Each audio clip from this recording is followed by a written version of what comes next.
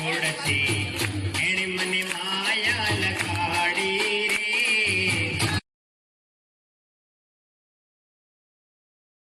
રે લાગણી હતી। અને આજે જ્યારે રાજ્ય કક્ષાના મંત્રી બી બની ચૂક્યા છે તો બી આપણી સોસાયટી સાથે લાગણી એમની એમ છે, હંમેશા વધતી રહી છે। એકવાર જોરદાર તાળીઓ સાથે એમને વધાવીએ। સાહેબ, તમને ખ્યાલ નહીં હોય પણ આજે હું તમને એક વાત કરું। આજે અમારા મહિલા મંડળમાંથી 6-7 બહેનોએ બહુ સરસ મજાનું ડેકોરેશન કર્યું છે।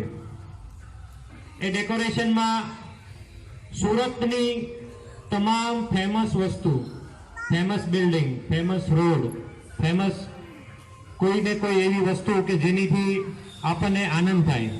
એક બે વસ્તુ તમારી સાથે શેર કરવા માંગુ છું। સૌથી પહેલા તો તમામ નાના ઉંમરના બાળકો માટે ઝૂ બનાવ્યું છે, પ્રાણી સંગ્રહાલય જકાતનાકાવાળું। એક એક વસ્તુ પર તાળીઓ પડવી જોઈએ। એનું કારણ છે કે બહુ મહેનતથી બનાવ્યું છે, 20 દિવસથી બને છે આ વસ્તુ। બીજા નંબરમાં યંગસ્ટર્સને ગમે એવું ડુમસનો દરિયો, એમની સાથે જે કઈ એક્ટિવિટી થતી હોય એ, ટેક્સટાઇલ માર્કેટ પર થતા એક્સિડન્ટ, રોંગ સાઈડ જે કઈ બધી ઇવેન્ટ થતી હોય, નાની મોટી દુર્ઘટના થતી હોય, એ તમામ વસ્તુ એમાં આવરી લેવામાં આવી છે। બીજું, વરાછા મેઇન રોડ આપણે શા માટે ભૂલી જોઈએ? આપણે વરાછામાં રહીએ તો આપણે વરાછામાં રહેવાનું ગર્વ હોવું જોઈએ। ઘણા બધા સિટીમાં એવું કહે કે વરાછા વાળો છે। શું ભાઈ, વરાછા છે ભાઈ, વડથી ચાલે। કેમ સાહેબ, બરાબર ને? બીજું, સોસાયટીમાં જે લોકો રહે છે એમની દુકાનને પણ એમાં બનાવવામાં આવેલી છે। દાખલા તરીકે સુરેન્દ્રનગરના સમોસા, બહારથી ફેમસ વસ્તુ છે એક ખમણ, મઢીની ખમણી, એમને બી આમાં આવરી લેવામાં આવી છે।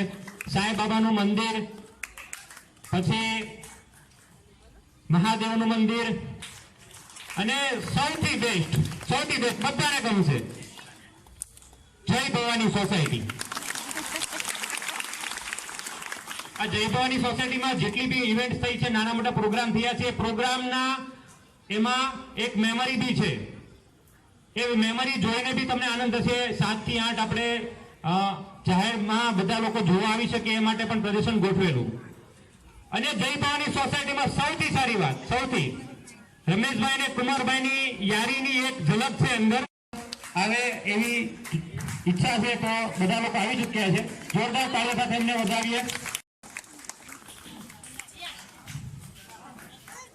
ઈચ્છા તો એવી છે સાહેબ કે એમને તમે સાંભળીને જાઓ।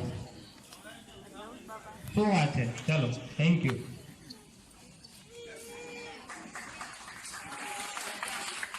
જોરદાર તાળીઓ સાથે એમનું સ્વાગત કરીએ।